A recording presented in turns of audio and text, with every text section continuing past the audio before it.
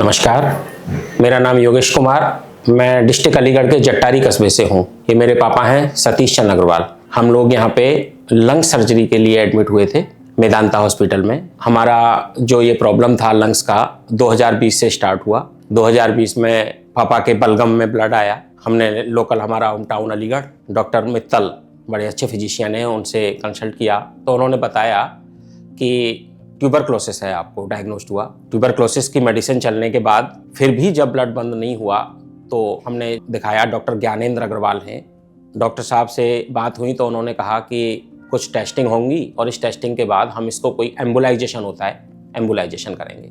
हम एडमिट हुए, पापा जी का एम्बुलाइजेशन हुआ। एम्बुलाइजेशन होने के बाद में बिल्कुल ठीक होके हम डिस्चार्ज होके अपने घर आ गए और कोई मेडिसिन नहीं, कोई कुछ नहीं, और बहुत बढ़िया तरह से हमारे 2 साल निकल गए। 2022 में फिर से हमारे बलगम में ब्लड आया। हम दोबारा अगस्त में जो 12 फिर एडमिट हुए। डॉक्टर साहब ने कहा कि इसमें एक लंग्स में आपके अपर लोब में कैविटी बन गई है और उस कैविटी की वजह से ये सारी प्रॉब्लम हो रही है। तो काफ़ी सारे इंजेक्शन, काफ़ी हैवी दवाइयाँ, 6 दिन हम एडमिट रहे और हमको वहाँ दी और हमारा ब्लड बंद हो गया। उसके बाद उन्होंने कहा कि आप इसकी सर्जरी करा लीजिए। तो पिताजी थोड़ा सा अनकंफर्टेबल थे तो उन्होंने कहा कि अभी मैं मेडिसिन खा लूँ। तो 4 महीने हमने मेडिसिन खाई, दिसंबर 2023 तक। जब फिर भी ब्लड का आना बंद नहीं हुआ तो मेरी एक सिस्टर है, छोटी सिस्टर, रायपुर एम्स से वो MS कर रही है। तो वहाँ एम्स के जो पल्मरी के डॉक्टर हैं, डॉक्टर कश्यप, उन्होंने डॉक्टर अरविंद का मुझे सजेशन किया कि आप जो है वहाँ जाइए और मेदांता में, और डॉक्टर अरविंद हैं चेस्ट के, और आप उनसे मिलिए। तो हम सीधा मेदांता आए और हमने डॉक्टर साहब से अपॉइंटमेंट लेके और डॉक्टर साहब से बात की। बड़ा अच्छा एक्सपीरियंस रहा। डॉक्टर साहब की जो टीम है उन्होंने पहले हमसे बड़े अच्छे से हिस्ट्री जानी हमारी पुरानी केसेस की, और हमारी पूरी फाइल को उन्होंने एक A4 में समेट दिया।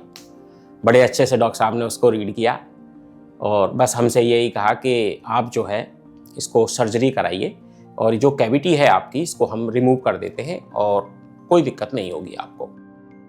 सतीश चंद्र अग्रवाल जी को चेस्ट की प्रॉब्लम थी, काफ़ी सिम्टम्स थे और CT स्कैन में एक कुछ छोटी सी कैविटी सी दिख रही थी और उसकी कई बार टेस्टिंग हो चुकी थी बट वो क्लियर नहीं हो रहा था कि उसका कॉज क्या है।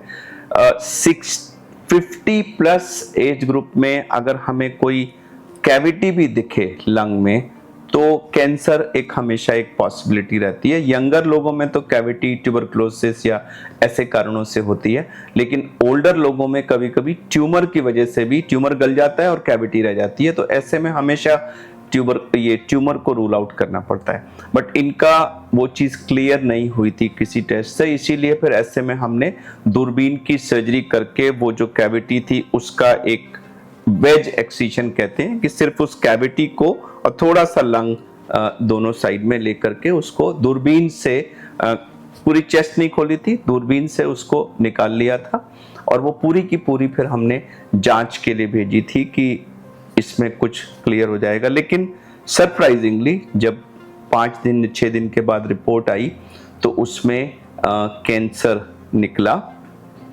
और फिर उस कैंसर को पूरी तरह से क्योर करने के लिए वो वाला लोब पूरा निकालना पड़ता है। कैंसर का जब स्पॉट है तो उसके लिए खाली वेज एक्सीशन सफाइस नहीं करता है, उसके लिए फिर लोबेक्टमी करनी पड़ती है। तो फिर दोबारा से 10 दिन का गैप देके इनकी सर्जरी हुई जिसमें वो दूरबीन के द्वारा ही पूरा लोब और साथ में जो ग्लैंड्स वगैरह जो इंटरनेशनली रिकॉग्नाइज्ड जो उसका पूरा प्रोसीजर है lobectomy with mediastinal lymph node radical resection, वो सारा का सारा ऑपरेशन दूरबीन से कर दिया गया। इनकी दोनों सर्जरीज के बाद रिकवरी अच्छी हुई और अब ये डिस्चार्ज होकर के घर जा चुके हैं और कैंसर जो है वो एक तरह से क्योर हो गया है, क्योंकि एट प्रेजेंट पेट स्कैन में कहीं किसी तरह के कैंसर की कोई एविडेंस नहीं है। आफ्टर 2 डेज हमारी सर्जरी प्लान की डॉक्टर साहब ने, वेट से हुई 100%, कोई कैसी भी बात नहीं, 2 छोटे छोटे से इधर बस होल और एक छोटा सा कट, और बड़े अच्छे से डॉक्टर साहब ने सर्जरी प्लान की। ICU में जब शिफ्ट कर रहे थे OT से तो हमें बुलाया, हमको वो दिखाया पार्ट, और उसके बाद पिताजी को आईसीयू में एक नाइट के लिए शिफ्ट किया गया। उसके बाद में हमको वार्ड में शिफ्ट कर दिया गया। वार्ड में बड़ा अच्छा सिस्टम है, सारी सिस्टर्स, नर्सेज काबिल तारीफ़, बढ़िया।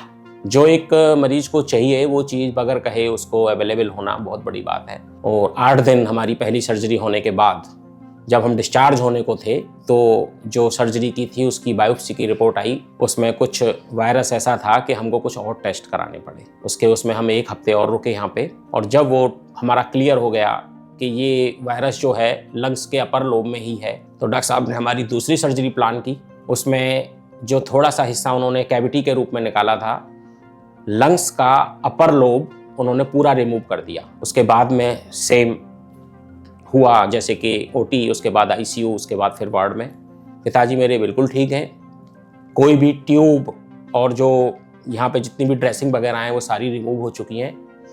आज मैं फॉलोअप के लिए मिला हूँ। डॉक्टर साहब ने मुझसे कहा है कि आराम से नहलाओ धुलाओ, एक्सरसाइज कराओ।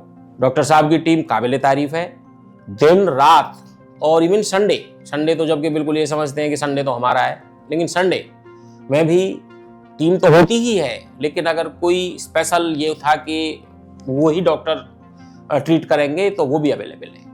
यानी कि किसी भी तरह से मरीज को ये नहीं लगता, या अटेंडेंट को, मरीज तो मरीज होता है, वो तो अपने बेड पे है, कि हमारे साथ कुछ ऐसा हो रहा है कि हमको यहाँ नहीं आना चाहिए था। ऐसा कहीं एक बार भी नहीं लगा। और बहुत अच्छे से डॉक्टर साहब के लिए और हॉस्पिटल के लिए बहुत बढ़िया व्यवहार और बहुत अच्छा सब तरह से। तो इन्हीं शब्दों के साथ मैं कहूँगा कि मैं बहुत खुश हूँ। बस ईश्वर है कि मेरे पिताजी ठीक हैं और डॉक्टर साहब का ऐसे ही बना रहे।